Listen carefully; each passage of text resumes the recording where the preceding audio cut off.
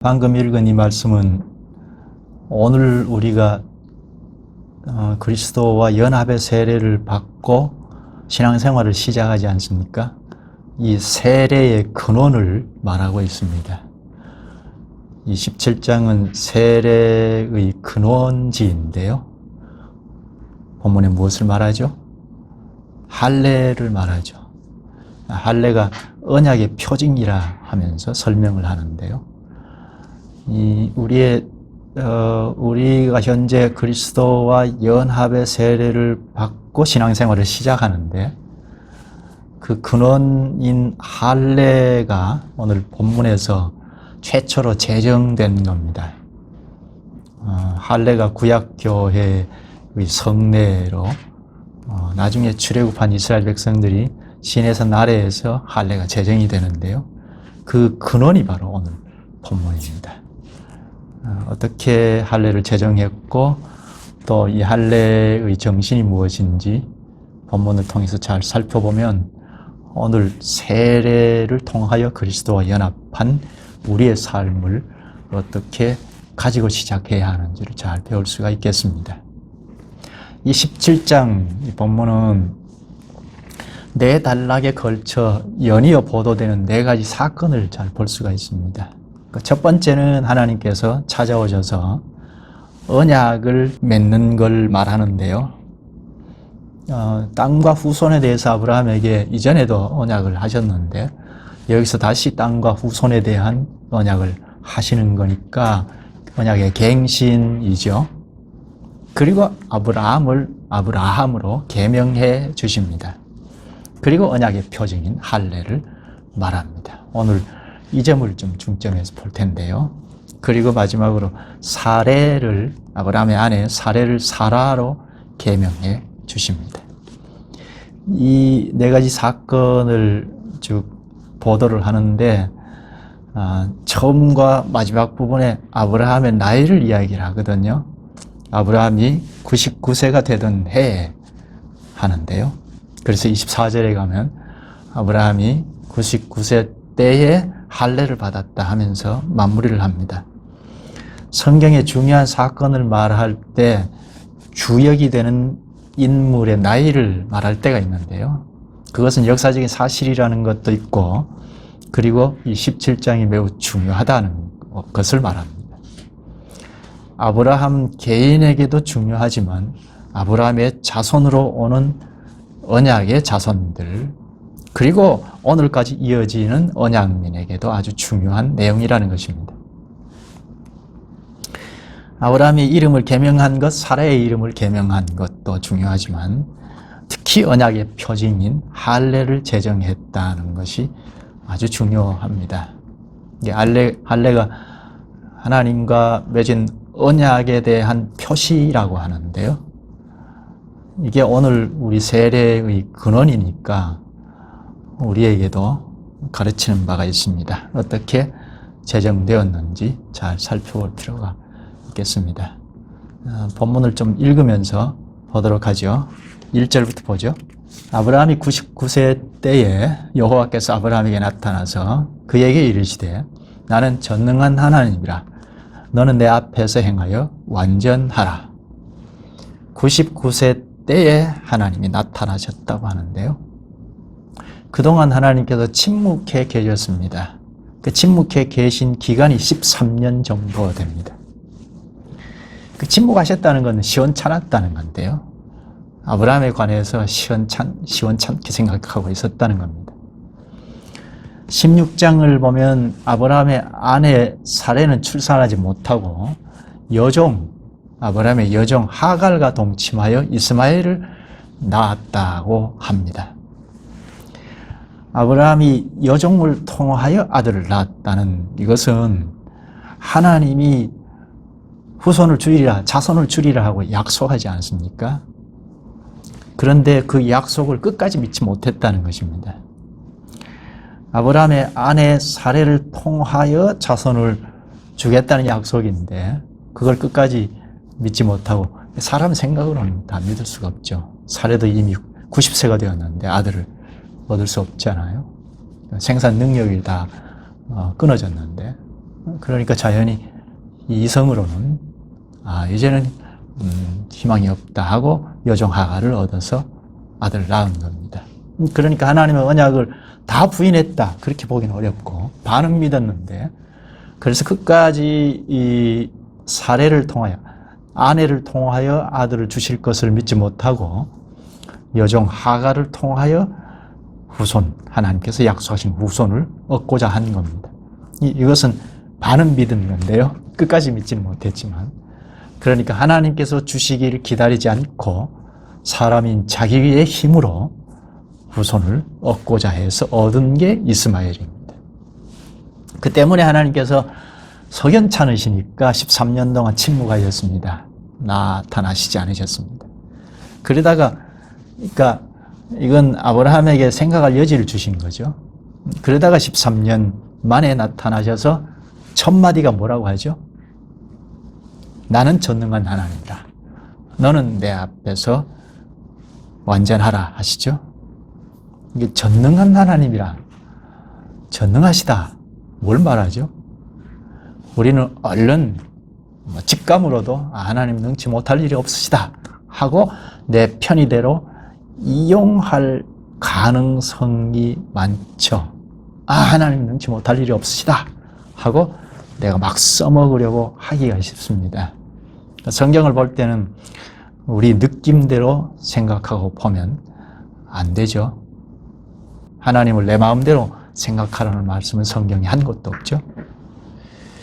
이게 본문에 전능한 하나님이라 하신 직후에 언약을 세우십니다. 전능한 분이란 언약을 신실히 이행하시는 분이라는 겁니다. 언약하신 건 반드시 이루신다는 뜻으로 전능하다 하셨습니다. 또 역사가 흘러도 변치 않으신다는 뜻도 있습니다. 17장에서 영원한 언약이라는 말을 3번이나 반복하는데요. 하나님의 언약이 그냥 일시하고 마는 것이 아니고 영원한 언약이라는 것입니다. 그러니까 영원히 변치 않으신 분이라는 뜻이죠. 그런 점에서 전능하다 하셨습니다. 하나님께서 나는 전능한 하나님이라 하신 다음에 너는 내 앞에서 완전하라, 행하여 완전하라 하셨습니다. 내 앞에서, 하나님 앞에서 아브라함은 나만 바라보라, 그런 뜻이죠. 내 말이 떨어지면 순종하라 하는 것입니다. 전능한 하나님이라 아브라함을 불러다가 하나님께서 그 전능을 쓰시려고 내 앞에서 나만 바라보라 하신 겁니다. 너는 내 앞에서 행하여 완전하라. 완전하라. 이건 완벽하라는 뜻이 아니고요. 하나님 앞에서 완벽한 사람이 없죠. 한 사람도 없죠. 이건 자세를 말합니다. 하나님 앞에서 취할 자세를 말합니다. 전능한 하나님이니까 믿고 따르라, 그런 자세일 겁니다. 마치 지난번에 본 우리 12장 1절에서 3절에 내가 너로 큰 민족을 이루게 하리라 하고 약속하지 않습니까? 그래서 고향 친척 아비 집을 떠나라 하신 말씀을 믿고 떠났습니다. 그것처럼 하나님의 말씀을 쫓아서 여기까지 온 것처럼, 가나안 땅까지 온 것처럼 그 길로 들어서라 하는 겁니다. 그러니까 하나님께서 하신 말씀이 있는데 그 말씀에서 느슨해졌고 벗어났으니까, 그래서 13년 동안 침묵하고 계셨는데 그 언약하신 말씀에 들어서라, 그런 뜻입니다. 이게 완전함이라는 것은 원어의 직역을 하면 제사의 흠없는 제사, 흠없는 제물을 뜻하는데요. 흠없는 제물을 표현할 때 쓴 단어입니다. 그러니까 하나님 앞에서 흠이 없는 제물처럼 되라는 거죠. 따르라는 겁니다. 하나님 말씀에 부합하게 그 길로 들어서라 하는 것입니다. 1절에 나는 전능한 하나님이라 너는 내 앞에서 행하여 완전하라 하시고, 2절에 내가 내 언약을 나와 너 사이에 두어 너를 크게 번성하게 하리라. 12장 1절, 2절, 3절에서 하신 약속을 지금 다시 갱신하죠. 크게 번성하게 하겠다. 그건 아브라함 후손으로 오는 자들이 언약민으로 뭉쳐서 나중에는 이제 국가, 교회, 큰 민족, 국가를 이루게 하리라. 이건 단순한 국가가 아니라 하나님 나라를 이루게 하리라 했는데 국가, 교회를 이루게 하리라 하는 말과 같은 거죠. 여기서 또다시 언약하십니다. 여기 크게 번성하겠다는 것은 자손을 많이 생산케 하시겠다는 거잖아요. 그러자 아브라함이 엎드립니다. 3절에 아브라함이 엎드렸다는 것은 순종할 뜻을, 순종할 자세를 나타냈다는 거죠. 엎드리자 하나님께서 이름을 계명해 주십니다. 4절 5절이죠. 보라 내 언약이 너와 함께 있으니 너는 여러 민족의 아버지가 될지라. 이제 후로는 내 이름을 아브라함이라 하지 아니하고 아브라함이라 하리니 이는 내가 너를 여러 민족의 아버지가 되게 함이니라. 여러 민족의 아버지가 될 거라 하는 걸 반복하죠. 그리고 그 밑에 6절에는 여러 왕들의 조상이 될 거라 하십니다.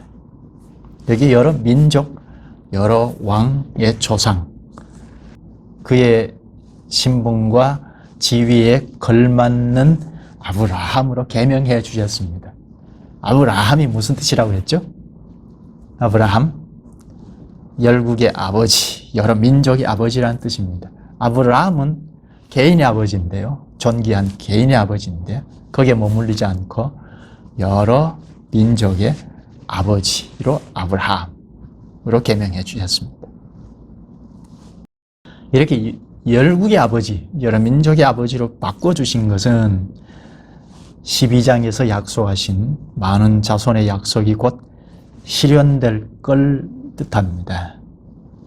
이 약속을 갱신한 이후 1년 후에 이삭을 주셨거든요. 이삭을 생산 능력이 전혀 없는 아브라함과 사레에게 이삭을 주셨다는 것은 이제 희망이 있다는 거죠. 아, 인간의 힘이 아닌 하나님의 힘으로 자손을 낳게 하셨다. 그러면 이제 기대가 되죠. 하나님이 하실 것이다 하는 기대가 되죠. 그리고 7절부터 언약을 세우십니다.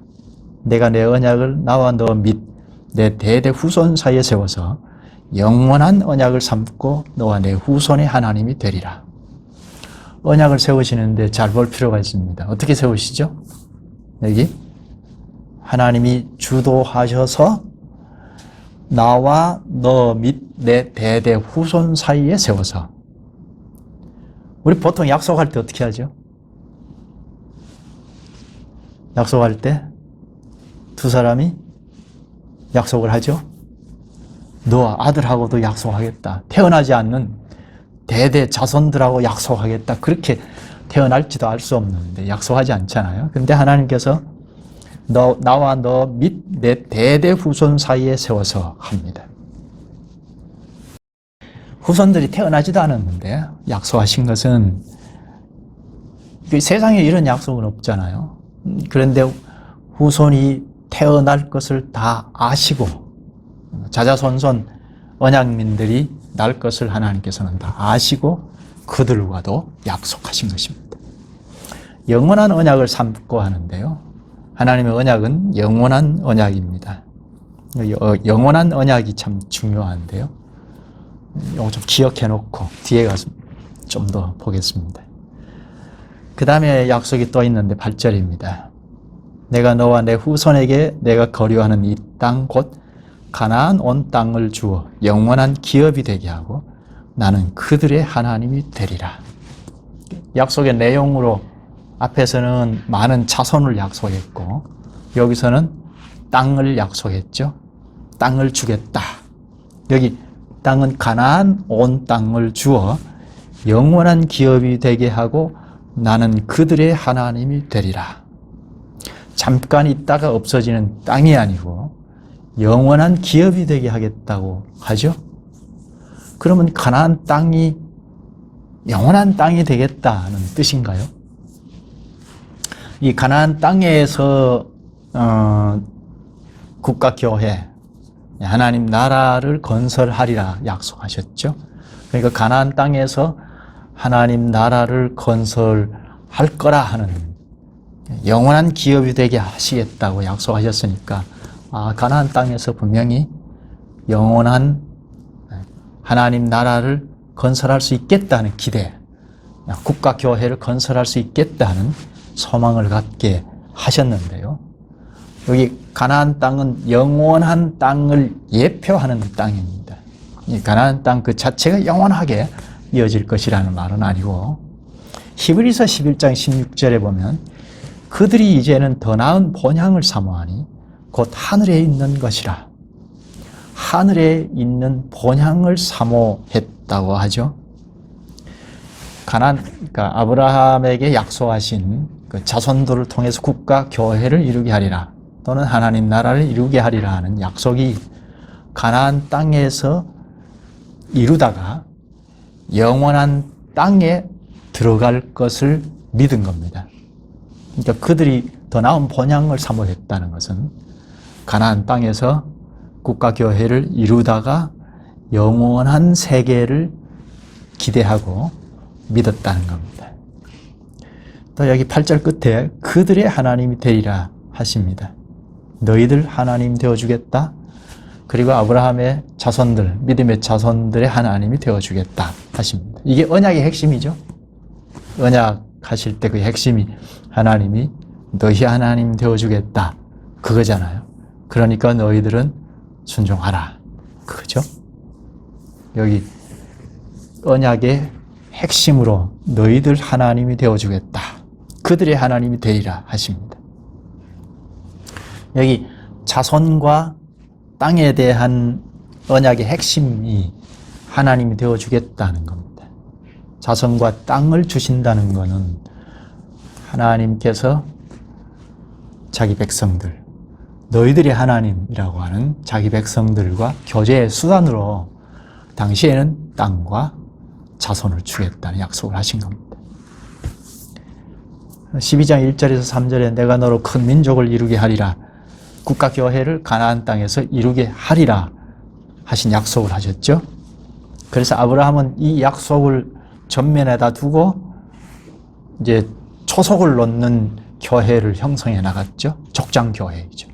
자손을 이삭, 야곱, 요셉 이 자녀를 통해서 조그만한 공동체, 교회를 형성해 나갔죠. 이거는 국가교회의 초석을 세워가는 거죠. 그래서 자손들이 나중에는 국가를 출범시켰죠. 그 다음에는 국가교회를 출범해서 전진해 나가다가 영원한 땅, 영원한 세계인 약속의 땅으로 들어가는 거죠. 새 하늘로 들어가는 거죠. 이렇게 새 하늘과 새 땅에 들어갈 자들이 당시는 국가교회를 형성할 것을 전면에 두고 초석을 놓는 교회를 형성해 나갔던 거죠. 그리고 언약의 표시를 하십니다. 약속을 하시고 약속에 대한 표시를 하십니다. 10절부터인데요. 너희 중 남자는 다 할례를 받으라. 이것이 나와 너희와 너희 후손 사이에 지킬래 언약이니라. 너희는 포피를 배워라. 이것이 나와 너희 사이에 언약의 표징이니라. 여기 할례를 무엇이라고 하죠? 할례를 언약의 표징이라 하죠. 하나님이 언약하셨는데 성경의 언약은 하나님께서 주도권을 가지고 하시죠. 내가 너희 하나님 되어주겠다. 우리말로 다른 각도에서는 구원시키겠다. 너희들을 죄에서 건지겠다. 중생케 하시겠다. 재창조하시겠다. 그리스도와 연합케 하시겠다. 여러 각도에서 말한 건데요. 너희 하나님 되어주겠다. 그게 이제 언약의 핵심이잖아요. 이렇게 언약을 하시고 그 언약의 징표로 할례를 받아라 하십니다. 하나님께서 언약하셨다. 그 표시로 할례를 제정해 주셨습니다. 여기 나중에 국가교회가 형성됐을 때 시내산 아래에서 공식적으로 할례를 제정하시는데요. 그 할례의 근원이 바로 오늘 본문입니다. 누구든지 할례를 받으면 하나님이 되어주겠다 하는 거기에 접촉이 될 수가 있고, 그러니까 하나님의 언약민이 될 수가 있죠. 누구든지 할례를 받으면, 그러니까 할례를 받으면 하나님의 언약에 참여한다는 믿음으로 할례를 받으면 그 언약이 다 참여하죠. 언약민이 됩니다. 언약민 교회가 된다는 거죠. 그리고 계속하여 하나님의 다스림을 받아나가죠. 그러면 영원한 세계로 가는 거죠. 그 하나님의 언약은 영원한 언약이니까 영원한 나라로 갈 수가 있죠. 할례는 구약 교회의 성례가 됩니다. 지금은 첫 제정한 상황이니까 당시 상황에 맞추어서 이게 교회의 성례다 이렇게 설명하지는 않고 상황에 들어오셔서 계시하셨는데요. 계시는 다 그렇죠. 당시 상황에 걸맞게 하실 뿐이죠. 장황한 설명을 다 쏟아내지는 않죠. 그렇게 한들 그 당시의 사람들이 다 알아먹을 수 없으니까 상황에 맞춰서 할례를 제정하셨는데, 나중에 국가 교회가 형성이 됐을 때 할례를 율법에 담아서 주셨죠. 할례를 행하라 하시고. 이게 구약 교회의 성례입니다. 또 하나는 유월절이 구약 교회의 성례이죠. 신약 교회가 이 정신을 가지고 새 언약 공동체이니까 신약 교회의 성례는 세례 그리고 성찬이죠. 유월절이 새 언약 성례로 성찬으로 바뀌었죠. 예수님께서 죽기 직전에 성찬을 제정해 주셨습니다. 여기 잠깐 하나 짚고 갈 건, 새 언약을 맺으시면서 그리스도께서 성찬을 제정하셨는데 세례는 언제 제정하셨죠? 세례는 죽으신 다음에 제정하셨죠. 오늘 교회는 세례를 먼저 받고 그리스도와 연합의 세례를 받고 그리스도의 지도를 받아서 언약민으로 살아가잖아요. 그런 자들이 성찬에 앉죠. 순서가 바뀌었어요. 이건 성경의 계시가 종교 경전이 아니어서 그렇습니다. 경전 같으면 순서대로 쭉 설명해서 기록할 텐데 하나님께서 그때그때 상황에 맞게 계시하신 걸 기록한 거라서 이렇게 순서에 따라서 세례를 먼저 받아야 하니까 세례를 제정하고 성찬은 나중이니까 성찬을 제정하고 이렇게 하지 않으셨다는 겁니다. 그 상황에 맞게 성찬을 제정할 때가 됐으니까 성찬을 제정하셨고 나중에 세례가 필요로 해서 그 상황에서 세례를 모든 족속으로 제자를 삼아 세례를 삼위 이름으로 주라, 사비 안으로 연합한 세례를 주라 하셨죠. 그게 부활하셔서 하늘에 오르시기 직전에 지상 명령으로 주신 거죠. 이 점을 좀 생각 들어가 있죠. 오늘 우리는 교회가 형성이 되었기 때문에 교회가 형성이 되어서 그리스도와 연합의 세례를 받아서 이제 시작하니까 이게 지금 생각하고 있는 신앙의 여정의 첫 시간에 생각을 했죠. 그리스도와 연합의 세례를 받고 이제 그리스도와 연합한 자들, 교회이죠. 교회와 함께 내가 그리스도의 수족으로 살아가는 중에 성찬에도 앉아서 어제도 연합했고 오늘도 역시 그리스도의 한떡에 참여해서 그리스도와 연합한 언약민이다 하는 것을 체득하는 그게 성찬이죠. 좀 길게 설명을 했는데요. 본문의 세례의 근원에서 성찬이 제정이 되었는데 잘 볼 필요가 있습니다. 하나님께서 주도권을 가지고 언약을 하시고 그 언약의 표시로 할례를 제정해 주셨습니다. 여기 언약의 표징이라고 했다가 그리고 언약이라고도 해요. 할례가 10절에 너희 중 남자는 다 할례를 받으라. 이것이 나와 너희와 너희 후손 사이에 지킬래 언약이니라. 할례가 언약이라고 하죠. 언약의 표징이라고 하기도 하고 언약이라고 합니다. 14절에도 언약이라고 하는데요. 할례를 안 받으면 하나님은 언약을 배반한 거니까 백성 중에서 끊어진다 했습니다. 할례 자체가 언약이라고 했고, 할례를 받느냐 안 받느냐, 안 받으면 언약을 깨뜨린 거, 언약을 배반한 거니까 백성 중에서 끊어진다 말하죠. 그러니까 할례가 언약의 표시인데, 그 언약의 표시를 왜 언약 자체라고 했을까요? 언약의 표시라고만 생각하면 부차적인 것으로 생각하잖아요. 하나님의 언약을 내가 믿고 그리고 그 표시로 할례를 받았다. 오늘 세례도 마찬가지인데요. 그러면 이게 부차적으로 생각하기 쉽죠. 그래서 이 언약의 표시를 언약 자체라고 이렇게 언약하고 붙여놓은 겁니다. 그래서 언약 자체인 할례라고 해서 할례를 안 받으면 백성 중에서 끊어진다. 언약을 배반한 거니까.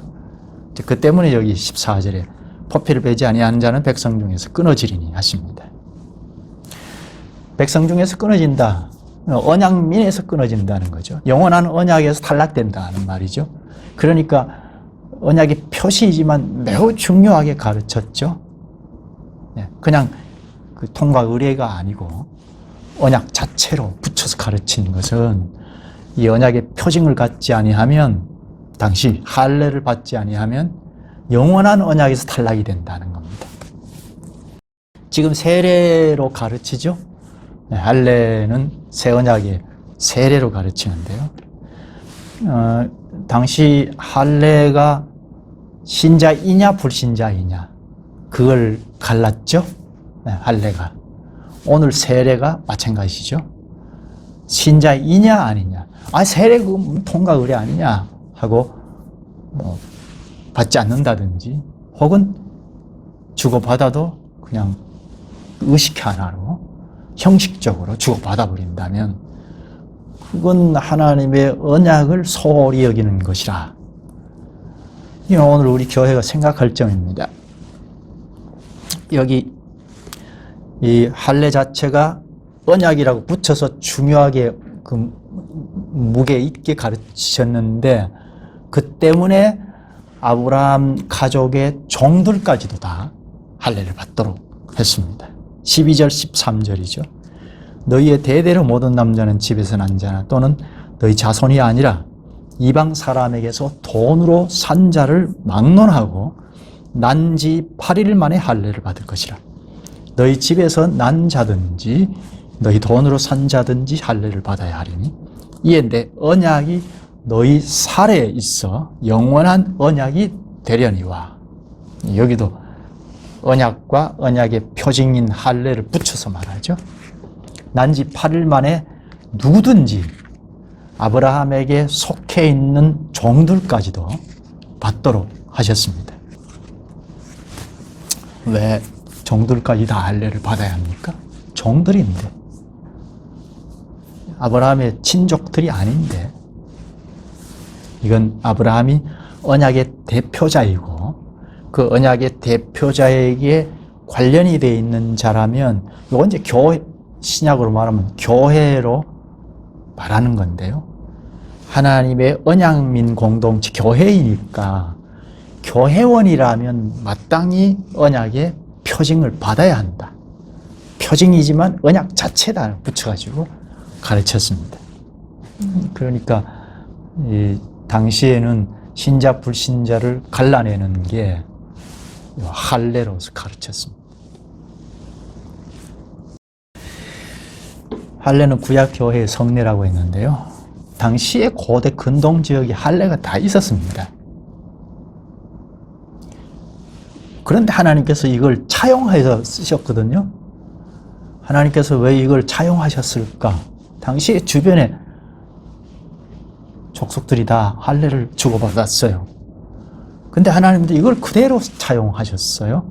왜 그랬을까요? 하나는 당시 하나님이 어떤 분이고 어떤 일을 하신 분인지, 특히 구원의 사역을 하신 분이라는 것을 알도록 하셔야 하니까 당시 통용되는 것을 그대로 가지고 오셔서 가르치신 겁니다. 그래야 얼른 이해가 되니까 당시 할례를 차용해서 쓰셨는데, 단지 빌려서 쓰신 정도가 아니고 거기에 큰 뜻을 담으셨던 겁니다. 구약의 성례로 삼으셨던 겁니다. 하나님의 언약민이 되려면 할례를 받아야 한다 하고 사용하셨습니다. 당시 근동 지역의 이 할례는 혼인과 관련해서 받게 했거든요. 혼인할 나이가 되면 할례로서 생산 능력이 있음을 표시했습니다. 일종의 성인식과 같았습니다. 그런데 당시 풍습과는 전혀 달리 아브라함이 몇 세에 할례를 받았죠? 지금 99세 때 아브라함의 생산 능력이 다 끊어진 상태에서 할례를 받았습니다. 그럼 당시 주변국들이 주고받는 할례와는 맞지 않죠? 생산 능력 있는 그 성인식을 할 때 할례를 받았으니까 아브라함에게 할례를 주고받았다 아무런 의미가 없잖아요. 그런데 하나님은 99세가 된 아브라함에게도 할례를 받게 하셨습니다. 이것은 생산 능력이 사람에게 있지 않다는 걸 가르치죠. 언약민은 아브라함의 자손으로 오는 언약민은 믿음의 자손은 하나님이 주실 거라는 걸 말하고 있습니다. 그리고 12절에 난지 8일 만에 할례를 받아라 했죠. 아니, 8일이 된 아이가 무슨 성인이 됩니까? 생식 기능이 생산 능력이 없잖아요. 그런데 아이에게 할례를 행하라고 하십니다. 이거는 언약민은 하나님께서 믿음의 자손 언약민을 주시겠다는 겁니다. 하나님 나라에 속할 자들은 영원한 언약에 참여할 자손은 사람의 능력으로 나는 게 아니라는 겁니다. 하나님께서 주셔야 영원한 언약에 참여할 수 있다는 것을 눈으로 볼 수 있도록 가르친 것입니다. 시청과 교육을 한 거죠. 그러니까 구약 시대니까 예수 그리스도께서 저 멀리 보고 오실 그리스도를 믿음으로 구원받았으니까 오시기 전에 백성들에게 그리스도 안에서 구원받는다 하는 것을 당시 수준에 맞게 이렇게 시청각으로 가르치신 것입니다. 또 하나 할례는 14절에 남자 생식 포피를 잘라내는 건데 당시 주변의 할례는 위생 문제와 관련해서 행하였습니다. 그러나 하나님께서 생식 포피를 잘라내는 가시적인 방식으로 인간이 죄인이니까 죄를 이렇게 잘라내야 한다는 것을 가르친 겁니다. 시청각 교육을 하신 거죠. 아, 내가 죄인이구나. 죄에서 벗어나야 하겠다. 죄를 잘라내야 하겠다. 그걸 생식기를 잘라내는 것으로 교육하신 겁니다. 따라서 할례는 아담 안에서 아담의 집안으로 온 죄에서 벗어나는 것을 뜻합니다. 새 사람으로 살아가야겠다는 것을 뜻합니다. 할례를 받음으로 오늘 우리가 세례를 받음으로 그리스도와 연합한 분자로 이제 살아가는 것과 시작하는 것과 똑같은 거죠. 신명기 10장 16절에 그러므로 너희는 마음의 할례를 행하고 다시는 목을 곧게 하지 말라. 마음의 할례를 행하라. 할례의 정신을 가르치는데요. 구약에도 시청각 교육으로만 가르친 것이 아니고 그 본 정신을 가르쳤는데요. 마음의 할례를 행하라. 이건 우리 마음은 내 중심이죠. 하나님 중심이 아니고 내 중심. 이게 교만이죠. 내가 생각하고 말하고 행동하는 이 교만한 마음을 제거하라는 겁니다. 겸손하라는 거죠. 이게 할례의 정신입니다. 또 예레미야 6장 10절에는 보라 그 귀가 할례를 받지 못하였으므로 듣지 못하는도다. 하나님의 말씀을 전하는데 듣지 않는다는 겁니다. 구약교회의 근본 문제를 지적한 건데요. 이때가 예레미야 이때가 구약교회가 사라지기 직전입니다. 바벨론 포로로 그냥 다 사라져버릴 그 직전에 하신 말씀인데요.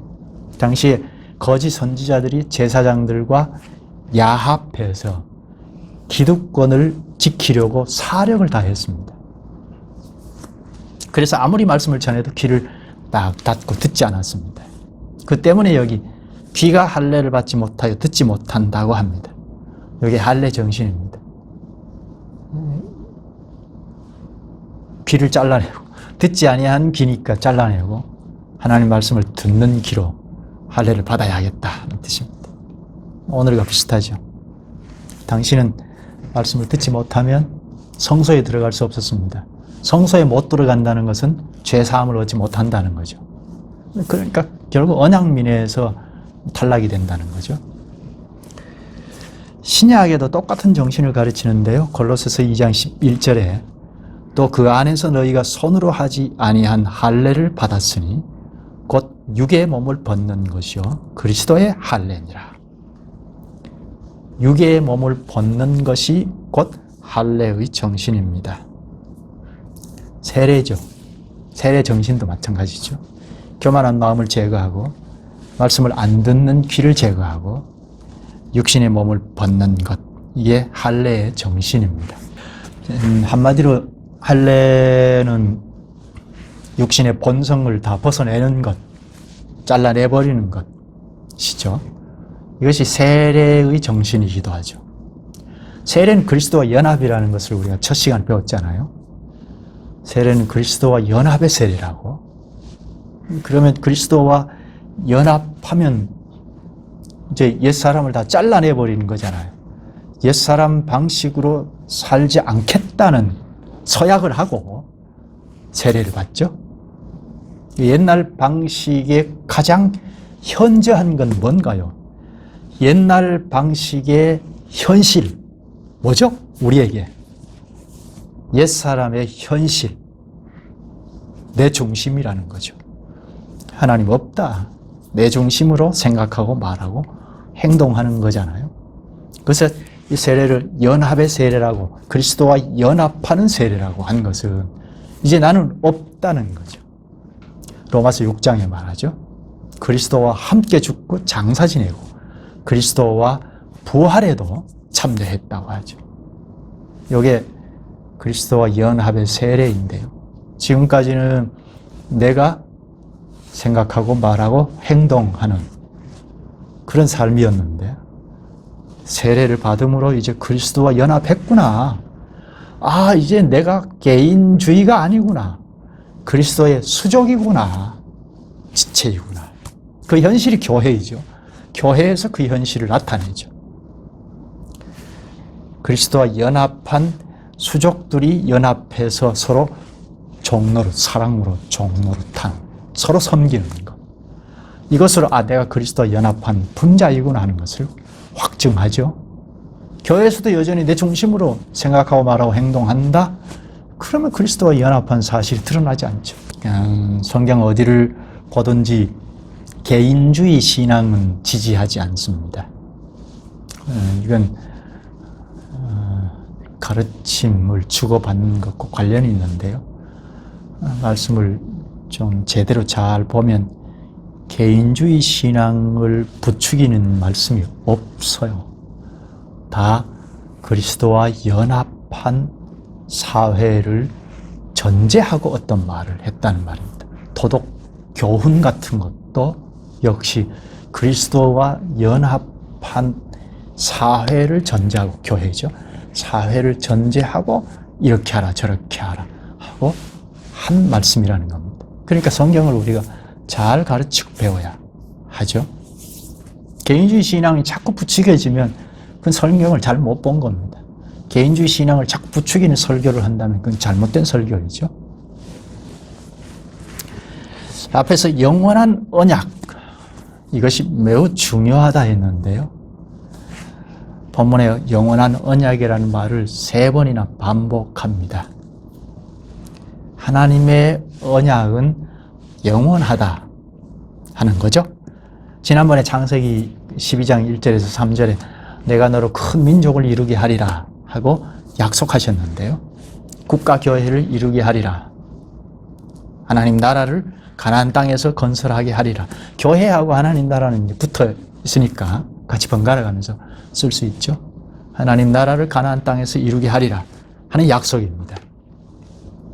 그걸 아브라함은 저 앞에 전면에다 두고 그걸 소망하면서 기대하면서 여기서부터 초석을 놓아가는 이게 족장교회이죠.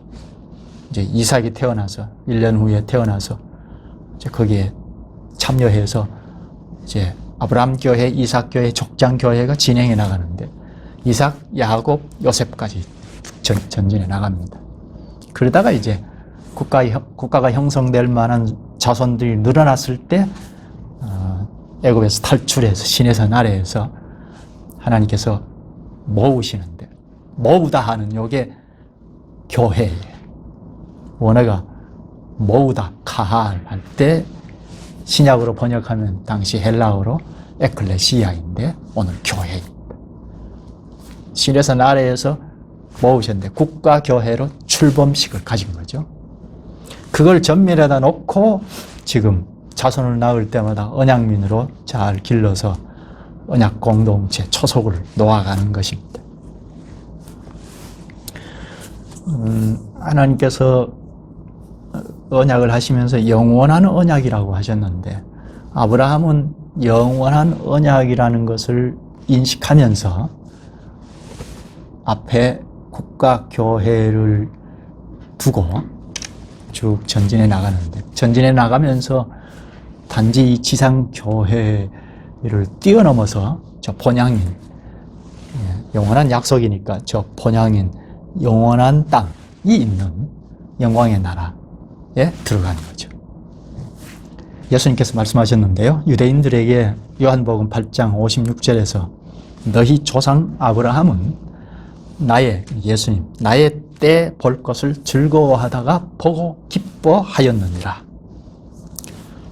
예수님의 때를 볼 것을 즐거워하다가 보고 기뻐하였다고 합니다. 아브라함이 예수님의 때를 보고 즐거워하였다, 보고 기뻐했다. 무슨 말이죠? 아브라함이 하나님의 언약을 접촉해서 영원한 언약이라고 한 것을 인식했는데요. 그 영원한 언약은 그리스도 안에서 이루어질 거라는 말입니다. 아브라함의 자손으로 오신 그리스도에게서 영원한 언약이 성취가 된 겁니다. 물론 시작이지만 누구든지 그리스도 안에서 영원한 언약에 참여합니다. 아브라함이 그걸 희미하게 했지만 그걸 보고 기뻐했다는 겁니다. 당신은 희미하게 계시하실 수밖에 없으니까. 그런데 아브라함의 자손으로 오신 그리스도께서 영원한 언약을 성취한 겁니다. 이제는 그리스도 안에서 영원한 언약을 이미 맛보고 성취됐고, 그러니까 맛보고 그리고 앞으로 완전히 성취될 겁니다. 그리스도와 연합의 세례를 받는 우리는 이미 그 영원하신 그리스도에게 접촉이 됐으니까 영원한 언약에 이미 참여한 거죠. 장차는 영원한 영광에 돌입해 들어갈 겁니다. 영원한 언약을, 그러니까 그리스도 안에서 성취되는 영원한 언약을 갈라디아서 3장 8절에는 복음이라고 합니다. 읽어볼까요? 갈라디아서 3장 8절에 또 하나님이 이방을 믿음으로 말미암아 의로 정하실 것을 성경이 미리 알고 먼저 아브라함에게 복음을 전하되 모든 이방이 너로 말미암아 복을 받으리라 하였느니라. 그러므로 믿음으로 말미암은 자는 믿음이 있는 아브라함과 함께 복을 받느니라. 여기 믿음으로 의롭게 된다는 진리를 말하는데요. 믿음으로 의롭게 된다는 진리가 이미 아브라함에게 전파되었다. 아브라함에게 전파된 믿음으로 말미암아 의롭게 된다는 진리가 복음이었다 합니다. 아브라함에게 전파된 복음이다. 아브라함에게 전파된 이 복음은 아브라함만을 위함이 아니고 이방인도 위함이다 합니다. 그 때문에 오늘 이방인으로 태어난 오늘 우리도 영원한 언약에 참여할 수 있죠. 참여했죠.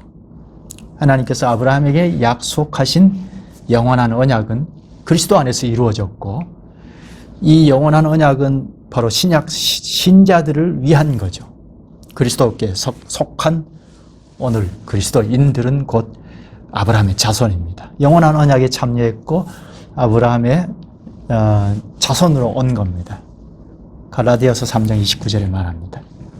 너희가 그리스도의 것이면 곧 아브라함의 자손이요 약속대로 유업을 이을 자니라. 4,000년이 지금부터 4,000년이 훨씬 넘은 그 전에 아브라함과 맺은 영원한 언약은 그리스도를 가리킵니다. 그리스도 안에서 오늘 우리는 그 언약에 참여합니다. 장차는 그리스도께서 계신 영원한 영광의 나라에 참여할 겁니다. 그 영원한 언약을 오늘 본문에서는 4,000년이 훨씬 넘은 그때는 할례로 표시했습니다. 할례가 이렇게 중요합니다.